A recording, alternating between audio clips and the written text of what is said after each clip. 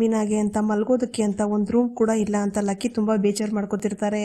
ಈ ಕಡೆ ರಂಗನಾಥ್ಗೆ ಶಾಂತಿ ಹಾಲು ತಂದು ಕೊಟ್ಟಾಗ ರಂಗನಾಥ್, ಯಾಕೆ ಶಾಂತಿ ಹಾಲು ನಾನು ಕೇಳೇ ಇಲ್ವಲ್ಲ ಅಂದಾಗ ಶಾಂತಿ, ರೀ ಗಂಟ್ಲು ಕೆಟ್ಟಿದೆ ಅಂತ ಹೇಳಿದ್ರಲ್ಲ, ಅದಕ್ಕೆ ಅರ್ಶಿನ ಹಾಲು ಮಾಡ್ಕೊಂಡು ತಂದಿದ್ದೀನಿ, ತಗೊಳ್ಳಿ ಅಂತ ಕೊಡ್ತಾರೆ.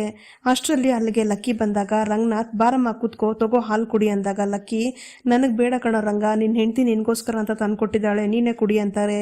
ಆಗ ಶಾಂತಿ, ಅಯ್ಯೋ ಅತ್ತೆ ಹಾಲು ಇನ್ನೂ ಇದೆ, ನಾನು ತರ್ತೀನಿ ರೀ ಅಂದಾಗ ಲಕ್ಕಿ, ಬೇಡ ಕಣೆ ಶಾಂತಿ, ನನ್ನ ಮಗನಿಗೆ ಅಂತ ಪ್ರೀತಿಯಿಂದ ಇದೆಲ್ಲ ಮಾಡ್ತಿದ್ಯಲ್ಲ ಅದೇ ಸಂತೋಷ ಅಂತ ಹೇಳಿ ರಂಗ ನಿನ್ನ ಹತ್ರ ಮಾತಾಡ್ಬೇಕು ಕಣೋ, ಕುತ್ಕೋ ಅಂತಾರೆ. ಆಗ ರಂಗನಾಥ್, ಏನಮ್ಮ ಅದು ಅಂದಾಗ ಲಕ್ಕಿ, ರಂಗ, ಈ ಮನೇಲಿ ಎಲ್ಲ ಹೊಸದಾಗಿ ಮದುವೆ ಆಗಿರೋ ಜೋಡಿಗಳೇ ಕಣೋ ಇರೋದು, ವಯಸ್ಸಿಗೆ ಬಂದಿರೋ ಮಕ್ಕಳು ಕಣೋ, ಹಾಗಿರೋವಾಗ ಸೂರ್ಯ ಮೀನಾ ಮಾತ್ರ ಹೀಗೆ ಆಚೆ ಮಲ್ಗೋದು ಚೆನ್ನಾಗಿದ್ಯಾ ಅಂತಾರೆ. ಆಗ ಶಾಂತಿ, ಅತ್ತೆ ಅವ್ರಿಗೆ ಅದೆಲ್ಲ ಏನು ಕಷ್ಟ ಇಲ್ಲ ಬಿಡಿ, ನೀವ್ಯಾಕೆ ಟೆನ್ಷನ್ ಮಾಡ್ಕೋತೀರಾ ಅಂದಾಗ ಲಕ್ಕಿ, ಲೇ ಚಿಣ್ಮಿಣಿ, ಈಗ ತಾನೇ ನಿನ್ನ ಹೊಗಳಿ ಮಾತಾಡಿದೆ, ಮತ್ತೆ ಉಗಿಸ್ಕೋಬೇಕೇನೆ ನನ್ನ ಹತ್ರ ಅಂತಾರೆ. ನಂತರ ಲಕ್ಕಿ, ವಯಸ್ಸು ಮಕ್ಕಳನ್ನ ಹೀಗೆ ಹೊರಗಡೆ ಮಲಗಿಸಿದ್ರೆ ಅವ್ರಿಗೆ ಸಂಕಟ ಆಗಲ್ವೇನೋ, ಯಾರಾದರೂ ನೋಡಿದ್ರೆ ಏನು ಅನ್ಕೋತಾರೆ ಅಂದಾಗ ರಂಗನಾಥ್, ಅವರು ಹೊರಗಡೆ ಮಲಗಿರೋದ್ರಿಂದ ನನಗೂ ಸಂಕಟ ಆಗ್ತಿದ್ಯಮ್ಮ, ಸೂರ್ಯನ ಹತ್ರ ಮಾತಾಡ್ದಾಗಲ್ಲ ಅವ್ನು ನನಗೇನಾದರೂ ಆಗ್ಬಿಡುತ್ತೇನೋ ಅಂತ ಭಯ ಪಡ್ತಿರ್ತಾನೆ ಅಂತಾರೆ. ಅದಕ್ಕೆ ಲಕ್ಕಿ, ಸೂರ್ಯ ಹೇಳ್ತಿರೋದ್ರಲ್ಲೂ ನ್ಯಾಯ ಇದೆ ಕಣೋ, ನಿನಗೂ ಮೈ ಹುಷಾರಿಲ್ಲ, ನಿನಗೂ ಎಲ್ಲ ಸೌಕರ್ಯಗಳು ಇರಬೇಕು, ಆದರೂ ಮಕ್ಕಳು ಹೀಗೆ ಹೊರಗಡೆ ಮಲ್ಗೋದು ನನಗೆ ತುಂಬ ಕಷ್ಟ ಆಗ್ತಿದೆ ಅಂದಾಗ ರಂಗನಾಥ್, ನಾನು ಯೋಚನೆ ಮಾಡ್ತಿದ್ದೀನಮ್ಮ, ಈ ಮನೆಯಲ್ಲೇ ಇನ್ನೊಂದು ರೂಮ್ ಕಟ್ಟೋಣ ಅಂತ ಅಂತಾರೆ. ಆಗ ಶಾಂತಿ, ಅಲ್ಲ ರೀ, ಇದನ್ನೇ ತಾನೇ ಶ್ರುತಿ ಅವ್ರ ಅಮ್ಮನೂ ಹೇಳಿದ್ದು, ಆದರೆ ಆಗ ನಿಮ್ಗೆಲ್ಲರಿಗೂ ಅದು ತಪ್ಪು ಅನ್ನಿಸ್ತು, ಆವತ್ತು ಅವರೇ ಕಟ್ಕೊಡ್ತೀನಿ ಅಂತ ಬೇರೆ ಹೇಳಿದ್ರು ಅಂದಾಗ ರಂಗನಾಥ್, ಅವ್ರು ಹೇಳಿದ ವಿಷಯ ಸರಿಯಾಗಿತ್ತು, ಆದರೆ ಹೇಳಿದ ರೀತಿ ಸರಿ ಅನ್ನಿಸ್ಲಿಲ್ಲ, ನಮ್ಮ ಮನೇಲಿ ರೂಮ್ ಕಟ್ಟೋದಕ್ಕೆ ಅವ್ರು ಯಾರೇ ಅಂತಾರೆ. ಆಗ ಶಾಂತಿ, ಹಾಗಲ್ಲ ರೀ, ಅವರು ಅನುಕೂಲಿಸಿದ್ರು, ಅವ್ರ ಮನೆ ನೀವೇ ನೋಡಿದ್ದೀರಲ್ಲ ಎಷ್ಟು ದೊಡ್ಡದಾಗಿದೆ ಅಂತ ಅಂದಾಗ ಲಕ್ಕಿ, ಹಾಗಾದ್ರೆ ನೀನು ಅಲ್ಲೇ ಹೋಗಿ ಇದ್ಬಿಡೋದು ತಾನೆ, ಮುಖ ನೋಡು, ಇವತ್ತು ಆ ಹೆಂಗ್ಸ್ನ ನೋಡಿದ್ನಲ್ಲ, ತುಂಬಾ ಅಹಂಕಾರದಿಂದ ಮಾತಾಡ್ತಿದ್ಲು, ನೀನು ಅವಳು ಹೇಳ್ದಂಗೆಲ್ಲ ತಲೆ ಅಲಾಡಿಸ್ತಿದ್ದೆ ಅಂತ ಅನ್ಕೋ, ಆಮೇಲೆ ಒಂದಿನ ನಿನ್ನ ತಲೆ ಮೇಲೆ ಕೂತ್ಕೋತಾಳೆ ಅಷ್ಟೇ, ಜ್ಞಾಪಕ ಇಟ್ಕೋ ಅಂತ ಬೈತಿರ್ತಾರೆ. ಆಗ ರಂಗನಾಥ್, ನೋಡೆ ಶಾಂತಿ, ನಮ್ಮನೇನ ನಾವೇ ಕಟ್ಕೋಬೇಕು, ಬೇರೆಯವ್ರು ಯಾರೋ ಮಾಡ್ತಾರೆ ಅಂತ ಆಸೆ ಪಡಬಾರ್ದು ಅಂದಾಗ ಶಾಂತಿ ಕೋಪ ಮಾಡ್ಕೊಂಡು ಅಲ್ಲಿಂದ ಹೋಗ್ತಾರೆ. ನಂತರ ಲಕ್ಕಿ, ರಂಗ, ಇಲ್ಲೇ ಒಂದು ರೂಮ್ ಕಟ್ಟೋದು ನನಗೂ ಸರಿ ಅಂತಾನೆ ಅನ್ನಿಸ್ತಿದೆ, ನಿನ್ಗೇನಾದರೂ ದುಡ್ಡು ಬೇಕು ಅಂದ್ರೆ ಕೇಳು, ನಾನು ಕೊಡ್ತೀನಿ ಅಂದಾಗ ರಂಗನಾಥ್, ಬೇಡಮ್ಮ, ಅದು ನೀನು ಊರಲ್ಲಿ ಕಷ್ಟಪಟ್ಟು ಸಂಪಾದನೆ ಮಾಡಿರೋ ದುಡ್ಡು ಅಂತಾರೆ. ಆಗ ಲಕ್ಕಿ, ಆ ದುಡ್ಡು ನನಗೋಸ್ಕರ ಅಂತ ಸಂಪಾದನೆ ಮಾಡ್ತಿದ್ದೀನಿ ನಾನು, ನೀವೆಲ್ಲ ಚೆನ್ನಾಗಿರ್ಬೇಕು ಅಂತ ತಾನೆ ನೀನು ಕೇಳುವಾಗ ದುಡ್ಡು ಕೊಡ್ತೀನಿ, ಮೊದಲು ಒಂದು ರೂಮ್ ಕಟ್ಟು ಅಂದಾಗ ರಂಗನಾಥ್, ಬೇಡಮ್ಮ, ನಾನು ಮೊದಲು ಮಕ್ಕಳ ಹತ್ರ ಮಾತಾಡ್ತೀನಿ, ಆಮೇಲೆ ಕೆಲಸ ಆರಂಭಿಸಿದ್ರೆ ಆಯ್ತು ಅಂತಾರೆ. ಮಾರನೇ ದಿನ ಬೆಳಿಗ್ಗೆ ರಂಗನಾಥ್ ಎಲ್ಲರೂ ಕರೆದು, ನಾನು ತೀರ್ಮಾನ ಮಾಡಿದ್ದೀನಿ, ಅದನ್ನ ನಿಮ್ಮ ಹತ್ರ ಹೇಳಬೇಕು ಅಂತ ಕರೆದಿದ್ದು, ಮೊದಲ ನನಗೆ ಬರೀ 3 ಜನ ಮಕ್ಕಳು ಮಾತ್ರ ಇದ್ರು, ಇರೋ ರೂಮ್ 2 ಸಾಕು ಅಂತ ಸುಮ್ಮನೆ ಆಗ್ಬಿಟ್ಟಿದೆ, ನೀವು ಅದರಲ್ಲೇ ಹೊಂದ್ಕೊಂಡು ಇದ್ಬಿಟ್ರಿ, ಆದರೆ ಈಗ 3 ಜನಕ್ಕೂ ಮದುವೆ ಆಗಿ ನಿಮ್ದು ಒಂದು ಸಂಸಾರ ಅಂತ ಆಗಿದೆ, ಈಗಲೂ ಕೂಡ ಮೀನಾ ಸೂರ್ಯ ಮಾತ್ರ ಹಾಲಲ್ಲಿ ಹೊರಗಡೆ ಮಲಗೋದು ಅಷ್ಟೊಂದು. Sweetie, it's time to get back Mama's tablet. Why does screen time have to end? Discover the joy of investing. Open your free Demat account with ಇನ್ನು ಸೂರ್ಯ ಮಾತ್ರ ಹಾಲಲ್ಲಿ ಹೊರಗಡೆನೂ ಮಲ್ಗೋದು ಅಷ್ಟೊಂದು ಚೆನ್ನಾಗಿರಲ್ಲ ಅನ್ನೋವಾಗಲೇ ಸೂರ್ಯ, ಅಪ್ಪ ನಮಗೇನು ಕಷ್ಟ ಇಲ್ಲಪ್ಪ, ಆಮೇಲೆ ನಮಗೋಸ್ಕರ ನಿನ್ನ ರೂಮ್ ಬಿಟ್ಕೊಡ್ತೀನಿ ಅಂತೆಲ್ಲ ಹೇಳಬೇಡಪ್ಪ ಅಂದಾಗ ಲಕ್ಕಿ, ಈ ಮೊದಲು ನಿಮ್ಮಪ್ಪ ಏನು ಹೇಳ್ತಾರೆ ಅಂತ ಸುಮ್ಮನೆ ಕೇಳೋ, ನಿಮ್ಮಮ್ಮನ ಥರ ಎಲ್ಲದಕ್ಕೂ ಮಧ್ಯ ಬಾಯಿ ಹಾಕ್ಬೇಡ ಅಂತಾರೆ. ನಂತರ ರಂಗನಾಥ್, ಈ ಮನೆಯಲ್ಲಿ ಇನ್ನೊಂದು ರೂಮ್ ಕಟ್ಟೋಣ ಅಂತ ನಿರ್ಧಾರ ಮಾಡಿದ್ದೀನಿ ಅಂದಾಗ ಮನೋಜ, ಅಪ್ಪ ಆ ರೂಮ್ನ ಯಾರು ಕೊಡಬೇಕು ಅಂತ ಅನ್ಕೊಂಡಿದ್ದೀರಾ ಅಂತಾನೆ. ಆಗ ಸೂರ್ಯ, ಲೇ ಪೆಂಗ್ಯ, ಈಗ ತಾನೇ ರೂಮ್ ಕಟ್ಟೋ ಮಾತು ಶುರು ಮಾಡಿರೋದು, ಅಷ್ಟರಲ್ಲೇ ಜಾಗ ಹಿಡ್ಕೊಳ್ಳೋದಕ್ಕೆ ಬರ್ತಿದ್ಯಲ್ಲೋ, ರೂಮ್ ಅಂತ ಅಂದಿದ ತಕ್ಷಣನೇ ಮೊದಲು ಬಂದು ನಿಂತ್ಕೋತಿಯಲ್ಲ, ಯಾಕೋ ಮನೋಜ ಅಂತಾನೆ. ಆಗ ರಂಗನಾಥ್, ರೂಮ್ ಕಟ್ಟೋ ವಿಷಯದಲ್ಲಿ ನಿಮ್ಮ ಅಭಿಪ್ರಾಯ ಹೇಳ್ರಪ್ಪ ಅಂದಾಗ ಶ್ರುತಿ, ಮವ ಕಟ್ಟೋದೇ ಇದೆಯಂತೆ, ಬರೀ ಒಂದು ರೂಮ್ ಮಾತ್ರ ಯಾಕೆ ಮವ, ಒಂದು ಹಾಲು, ಅಟ್ಯಾಚ್ ಬಾತ್ರೂಮು ಎಲ್ಲ ಕಟ್ಬಿಡೋಣ ಅಂತಾಳೆ. ಅದಕ್ಕೆ ಶಾಂತಿ, ಹೌದು ರೀ, ಶ್ರುತಿ ಹೇಳೋ ಐಡಿಯಾ ಚೆನ್ನಾಗಿದೆ, 2 ರೂಮ್ ಕಟ್ಟೋಣ, ಹಾಗೆ ಅದಕ್ಕೆ ಒಂದು ಕಿಚನ್ ಕೂಡ ಕಟ್ಬಿಡೋಣ ಅಂದಾಗ ಸೂರ್ಯ, ಅಪ್ಪೋ ಸಕ್ಕರೆ ಹೇಳೋದು ನೋಡ್ತಿದ್ರೆ ರೂಮ್ ಕಟ್ಟೋ ಥರ ಇಲ್ಲ, ಯಾರನ್ನೋ ಬೇರೆ ಮನೆಗೆ ಕಳಿಸೋ ಪ್ಲಾನ್ ಮಾಡ್ಕೊಂಡಿರೋ ಥರ ಇದೆ ಅಂತಾನೆ. ಆಗ ರಂಗನಾಥ್, ಇರೋ ಸೂರ್ಯ, ಅವ್ರವ್ರ ಮನಸ್ಸಲ್ಲಿ ಏನು ಅಭಿಪ್ರಾಯ ಇದೆ ಅಂತ ಕೇಳಿ ತಿಳ್ಕೊಳ್ಳೋಣ, ಎಲ್ಲರೂ ಹೇಳಲಿ ಅಂದಾಗ ಮನೋಜ, ಅಪ್ಪ ಮಾಡರ್ನ್ ಆಗಿ ಒಂದು ರೂಮ್ ಕಟ್ಟೋಣ ಅಂದರೆ ರೋಹಿಣಿ, ಹಾಲ್ ಇಲ್ಲ ಅಂದ್ರೂ ಪರವಾಗಿಲ್ಲ ಮವ, ಅಟ್ಲೀಸ್ಟ್ ಒಂದು ಅಟ್ಯಾಚ್ ಬಾತ್ರೂಮ್ ಆದ್ರೂ ಇರಬೇಕು ಅಂತಾಳೆ. ಆಗ ಮೀನಾ, ಮವ ತುಂಬಾ ಆಡಂಬರದಿಂದ ಕಟ್ಟದೆ, ಕಮ್ಮಿ ದುಡ್ಡಲ್ಲಿ ಮಾಡೋಣ ಅಂದಾಗ ರವಿ ಕೂಡ, ಹೌದಪ್ಪ, ಒಂದು ರೂಮ್ ಕಟ್ಟಿದ್ರೆ ಸಾಕು ಅಂತಾನೆ. ಆಗ ಶ್ರುತಿ, ಒಂದು ರೂಮ್ ಯಾಕೆ, ಒಂದು ಫ್ಲೋರೇ ಕಟ್ಟಿದ್ರೆ ಚೆನ್ನಾಗಿರ್ತಿತ್ತು, ನಮ್ಮ ಅಪ್ಪನ ಹತ್ರ ಕೇಳಿದ್ರೆ ಅವರೇ ಕಟ್ಕೊಡ್ತಿದ್ರು ಅಂದಾಗ ಸೂರ್ಯ, ಯಾಕೆ ಸೋನ್ ಪಪ್ಪಡಿ, ನಿಮ್ಮಪ್ಪ ಏನ್ ಮೇಸ್ತ್ರಿನಾ, ನಮ್ಮನೇಲಿ ನಿಮ್ಮಪ್ಪ ಯಾಕೆ ಬಂದ್ ರೂಮ್ ಕಟ್ಟಬೇಕು ಅಂತಾನೆ.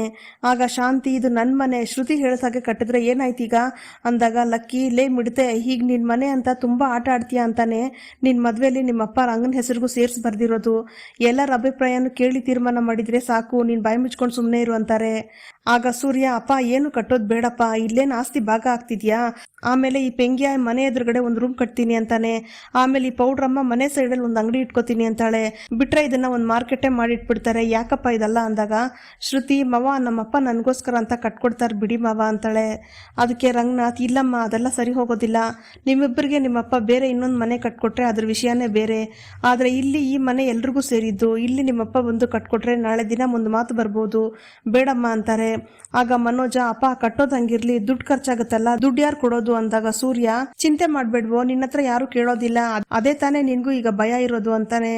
ಆಗ ರಂಗನಾಥ್, ಯಾರು ಕೊಡೋದು ಬೇಡ, ನನ್ನ ಪೆನ್ಷನ್ ದುಡ್ಡಲ್ಲಿ ನಾನೇ ಲೋನ್ ತಗೊಂಡು ಕಟ್ಕೋತೀನಿ ಅಂದಾಗ ಸೂರ್ಯ, ಅಪ್ಪ ಹಾಗೆಲ್ಲ ಮಾಡ್ಬೇಡಪ್ಪ, ಮೊದಲೇ ಮನೆ ಸಾಲ ಇದೆ, ಅದಕ್ಕೂ ನೀನೇ ಸ್ವಲ್ಪ ದುಡ್ಡು ಕೊಡ್ತಿದ್ಯಾ, ನಿನ್ಗೆ ಅಂತ ಸ್ವಲ್ಪ ದುಡ್ಡಿದ್ರೇನೆ ಒಳ್ಳೇದಪ್ಪ, ಯಾವತ್ತೂ ಇನ್ನೊಬ್ರ ಹತ್ರ ನೀನು ಕೈ ಚಚ್ಚುವಂತ ಸ್ಥಿತಿ ಬರಬಾರ್ದು ಅಂತಾನೆ. ಆಗ ರಂಗನಾಥ್, ಹಾಗಲ್ಲ ಸೂರ್ಯ, ಮೊದಲು ರೂಮ್ ಕಟ್ಬಿಡೋಣ, ಆಮೇಲೆ ನೋಡೋಣ ಅಂದಾಗ ಸೂರ್ಯ, ಅಪ್ಪ ನನ್ಗೇನೋ ಇದೆಲ್ಲ ಬೇಡ ಅಂತ ಅನ್ನಿಸ್ತಿದೆ, ಮೊದಲು ಈ ಪೆಂಕ್ಯ ಕೊಡ್ಬೇಕಾಗಿರೋ 27 ಲಕ್ಷ ಕೊಡ್ಲಿ, ಆಮೇಲೆ ಕಟ್ಕೊಳ್ಳೋಣ ಅಂತಾನೆ. ಆಗ ಮೀನಾ, ಹೌದು ಮಾವ, ನಿಮ್ಗೆ ಅಂತ ಬರೋದು ಪೆನ್ಷನ್ ದುಡ್ಡು ಮಾತ್ರ, ಇಷ್ಟು ವರ್ಷ ಕಷ್ಟಪಟ್ಟು ದುಡ್ದಿದ್ದಕ್ಕೆ ಬರ್ತಿರೋ ದುಡ್ಡದು, ಅದ್ರಲ್ಲಿ ಏನು ಮಾಡೋದು ಬೇಡ ಮಾವ ಅಂದಾಗ ಶಾಂತಿ, ಹೀಗೆಲ್ಲ ಒಳ್ಳೆಯವಳ ತರ ವೇಷ ಹಾಕೊಂಡೆ ಈ ಮನೆಗೆ ಸೊಸೆಯಾಗಿ ಬಂದ್ಬಿಟ್ಲು ಅಂತ ಗೊಣಗ್ತಿರ್ತಾರೆ. ನಂತರ ಲಕ್ಕಿ, ರಂಗ, ಸೂರ್ಯ ಹೇಳೋದು ಕೂಡ ಸರಿಯಾಗೇ ಇದೆ ಕಣೋ ಅಂದಾಗ ರಂಗನಾಥ್, ಏನಮ್ಮ ನೀನು ಕೂಡ ಹಾಗೆ ಹೇಳ್ತಿದ್ಯಾ ಅಂತಾರೆ. ಆಗ ಲಕ್ಕಿ, ಹಾಗಲ್ವೋ, ನಿನ್ ಮಕ್ಕಳು ನಿನ್ನ ಚೆನ್ನಾಗಿ ನೋಡ್ಕೋತಿದ್ದಾರೆ ಈಗ, ಆದ್ರೂ ನಿನ್ ಕೈಯಲ್ಲಿ ದುಡ್ಡಿದ್ರೇನೆ ಕಣೋ ನಮ್ಗೆ ಒಳ್ಳೇದು, ಸ್ವಲ್ಪ ದಿನ ಹೋಗ್ಲಿ, ಮೂವರು ಸಂಪಾದನೆ ಮಾಡಿ ಅವರೇ ಕಟ್ಕೊಳ್ಳಿ ಅಂದಾಗ ರಂಗನಾಥ್, ಅಲ್ಲಿವರೆಗೂ ಸೂರ್ಯ ಮೀನಾ ಹೊರಗಡೆನೆ ಮಲ್ಕೋತಾರಲ್ಲಮ್ಮ ಅಂತಾರೆ. ಅದಕ್ಕೆ ಲಕ್ಕಿ, ಅಷ್ಟೇ ತಾನೇ, ಅದಕ್ಕೆ ನನ್ನ ಹತ್ರ ಒಂದು ಒಳ್ಳೆ ಐಡಿಯಾ ಇದೆ, ಹೇಳ್ತೀನಿ ಕೇಳು ಅಂತ ಹೇಳಿ, ನೀನು ಶಾಂತಿ ಒಂದು ರೂಮಲ್ಲಿ ಇದ್ದೀರಾ, 2 ರೂಮ್ ಇದೆಯಲ್ಲ, ಅದರಲ್ಲಿ 3 ಜೋಡಿನೂ ಬದಲಾಯಿಸಿ ಮಲ್ಕೊಳ್ಳಿ ಅಂದಾಗ ಮನೋಜ್ ರೋಹಿಣಿ ಶಾಕ್ ಆಗ್ತಾರೆ. ಆಗ ರವಿ, ಹೋ ಅಜ್ಜಿ, ರೊಟೇಷನ್ ತರನಾ ಅಂದಾಗ, ಹೌದು ಕಣೋ ಹಾಗೇನೆ, ಒಂದು ವಾರ ಸೂರ್ಯ ಮೀನಾ ಹೊರಗಡೆ ಮಲಗಿದ್ರೆ ಮುಂದಿನ ವಾರ ಮನೋಜ ರೋಹಿಣಿ ಹೊರಗಡೆ ಮಲ್ಕೊಳ್ಳಿ, ಅದ್ರ ಮುಂದಿನ ವಾರ ರವಿ ಶ್ರುತಿ, ಹೀಗೆ ವಾರ ಬದಲಾಯಿಸಿ ರೂಮ್ ತಗೊಳ್ಳಿ, ಅದೇ ಸರಿಯಾಗಿರುತ್ತೆ ಅಂತಾರೆ ಲಕ್ಕಿ. ಆಗ ಮನೋಜ, ಲಕ್ಕಿ ಸುಮ್ಮನೆ ಯಾಕಿದಲ್ಲ, ಅದೇ ಸೂರ್ಯನೂ ಅವ್ನ ಹೆಂಡ್ತಿನೂ ಆಚೆನೆ ಮಲ್ಕೋತೀವಿ ಅಂತ ಹೇಳಿದ್ರಲ್ಲ ಅಂದಾಗ ಸೂರ್ಯ, ಆದ್ರೆ ಈಗ ಹಾಗೆಲ್ಲ ಹೇಳಲ್ಲ ಕಣೋ ಪೆಂಗ್ಯ, ಲಕ್ಕಿಗೆ ಬಂದ ಐಡಿಯಾ ನನಗೆ ಮೊದಲೇ ಬರ್ದೇ ಹೋಯ್ತು, ಲಕ್ಕಿ ಸೂಪರ್ ಐಡಿಯಾ ಅಂತಾನೆ.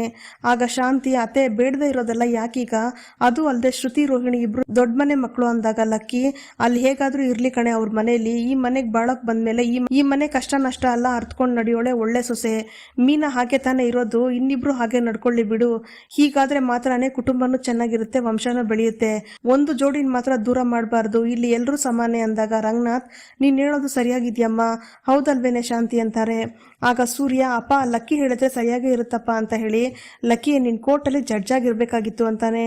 ನಂತರ ಲಕ್ಕಿ, ಈಗ ಹೇಳೋದು ಎಲ್ಲರೂ ಕೇಳಿಸ್ಕೊಳ್ಳಿ, ಇಷ್ಟು ದಿನ ಸೂರ್ಯ ಮೀನಾ ಆಚೆ ಮಲಗ್ತಿದ್ರು, ಹಾಗಾಗಿ ಈ ವಾರ ಮನೋಜ್ ರೋಹಿಣಿ ಅವ್ರ ರೂಮನ್ನ ಸೂರ್ಯ ಮೀನಾಗೆ ಬಿಟ್ಕೊಡ್ಬೇಕು ಅಂದಾಗ ಮನೋಜ ಬೇಜಾರ್ ಮಾಡ್ಕೊಂಡ್ರೆ ರವಿ, ನಮಗ್ ಓಕೆ ಲಕ್ಕಿ ಅಂತಾನೆ. ನಂತರ ಮೀನಾ ಅಡ್ಗೆ ಮನೇಲಿ ಇದ್ದಾಗ ಲಕ್ಕಿ ಬಂದು, ಏನೇ ಇನ್ನು ಕೆಲಸ ಮಾಡ್ತಾನೆ ಇದೆಯಾ, ಯಾವಾಗ್ಲೂ ಇದೆಲ್ಲ ನೀನೇ ಮಾಡ್ಬೇಕಾ, ಯಾಕೆ ನಿಮ್ಮ ಅತ್ತೆ ಮಾಡಲ್ವಂತ ಅಂದಾಗ ಮೀನಾ, ಪರವಾಗಿಲ್ಲ ಅಜ್ಜಿ, ಇದ್ರಲ್ಲಿ ಏನಂತ ಕಷ್ಟ ಏನೂ ಇಲ್ಲ, ನಾನೇ ಮಾಡ್ತೀನಿ ಅಂತಾಳೆ. ಆಗ ಲಕ್ಕಿ, ನೀನ್ ಹೀಗೆ ಎಲ್ಲಾನು ಸಹಿಸ್ಕೊಂಡು ಹೋಗೋದ್ರಿಂದಾನೆ ಬೇರೆಯವ್ರ ಎದುರಿಗೆ ನಿನ್ನ ನಿಷ್ಠುರವಾಗಿ ಮಾತಾಡ್ತಾಳೆ ನಿಮ್ಮ ಅತ್ತೆ ಅಂದಾಗ ಮೀನಾ, ಅದೆಲ್ಲ ಹೊಸದೇನಲ್ಲ ಅಜ್ಜಿ, ಈ ಮನೆಗೆ ಬಂದ ಹೊಸರಲ್ಲಿ ಅತ್ತೆ ಮಾತಾಡೋದು ಕೇಳಿದಾಗ ತುಂಬಾ ಬೇಜಾರಾಗ್ತಿತ್ತು, ಆದ್ರೆ ಈಗ ಅದೆಲ್ಲ ಅಭ್ಯಾಸ ಆಗೋಗಿದೆ, ನಿಮ್ಮಿಷ್ಟಕ್ಕೆ ಏನಾದ್ರೂ ಮಾತಾಡ್ಕೊಳ್ಳಿ ಅಂತ ನಾನು ಸುಮ್ಮನೆ ಆಗ್ಬಿಡ್ತೀನಿ, ಏನು ಮಾತಾಡೋದೇ ಇಲ್ಲ, ಮಾತಾಡಿ ಪಾಪ ಅವರೇ ಟೆನ್ಷನ್ ಮಾಡ್ಕೋತಾರೆ ಅಂತಾಳೆ. ಆಗ ಲಕ್ಕಿ, ಅದಕ್ಕೆ ಅಂತ ಹಾಗೆ ಬಿಟ್ಬಿಡ್ಬೇಡ್ವೆ, ನಿಮ್ಮ ಅತ್ತೆ ಏನಾದ್ರು ಅಂದ್ರೆ ತಿರ್ಗಿಸ್ ನೀನು ಚೆನ್ನಾಗಿ ಕೇಳು, ದೊಡ್ಡವ್ರಿಗೆ ಮರ್ಯಾದೆ ಕೊಡ್ಬೇಕು, ಆದ್ರೆ ದೊಡ್ಡವ್ರು ಸರಿಯಾಗಿ ನಡ್ಕೊಂಡಿಲ್ಲ ಅಂದ್ರೆ ಎದುರಿಸಿ ಪ್ರಶ್ನೆ ಕೇಳೋದ್ರಲ್ಲಿ ತಪ್ಪಿಲ್ಲ, ಅರ್ಥ ಆಯ್ತು ತಾನೇ ಅಂದಾಗ ಮೀನಾ, ಅರ್ಥ ಆಯ್ತು ಅಜ್ಜಿ, ಆದ್ರೆ ಈ ರೂಮ್ ವಿಷಯದಲ್ಲಿ ಹೀಗೆಲ್ಲ ಮಾಡ್ಬೇಕಾ ಅಜ್ಜಿ, ನಮಗ್ ಸಪ್ರೇಟ್ ರೂಮ್ ಏನು ಬೇಡ ಅಜ್ಜಿ, ಅವ್ರಿಗೆಲ್ಲ ತುಂಬಾ ಕಷ್ಟ ಆಗುತ್ತೆ, ಅವರೆಲ್ಲ ದೊಡ್ಡ ಮನೆ ಮಕ್ಕಳು, ಹಾಸಿಗೆ ಮಂಚ ಅಂತ ಬೇರೆ ಬೇರೆ ರೂಮಲ್ಲಿ ಇದ್ದೋರು, ನಾನಾದ್ರೆ ಹಾಲಲ್ಲಿ ಚಾಪೆ ಹಾಸ್ಕೊಂಡು ಮಲಗಿ ಅಭ್ಯಾಸ ಆಗೋಗಿದೆ ಅಂತಾಳೆ.